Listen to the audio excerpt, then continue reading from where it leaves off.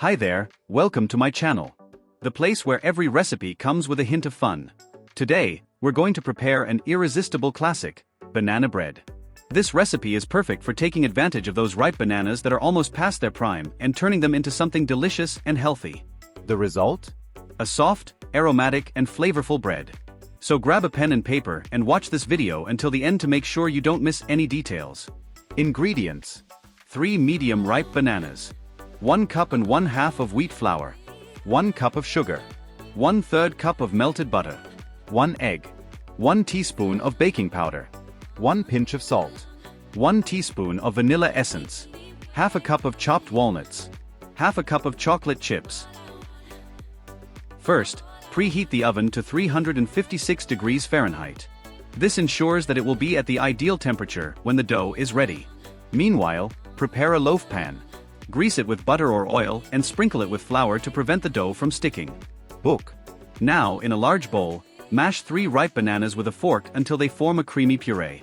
This is the heart of our recipe and what will guarantee that special flavor.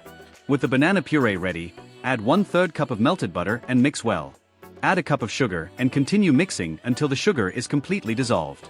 Then, break an egg into a separate bowl, beat it lightly with a fork and incorporate it into the mixture. For an extra touch of flavor, add a teaspoon of vanilla essence and stir until smooth. Now, it's time for the dry ingredients. In another bowl, sift a teaspoon of baking powder, a pinch of salt and 1.5 cups of wheat flour. Mix the dry ingredients carefully and gradually incorporate them into the liquid mixture. Stir gently, just until the dough is uniform, avoiding overmixing so that the bread is soft and light. If desired, add chopped nuts or chocolate chips to the dough. These ingredients are optional, but they add a special touch to the bread. Pour the batter into the prepared pan, spreading it evenly.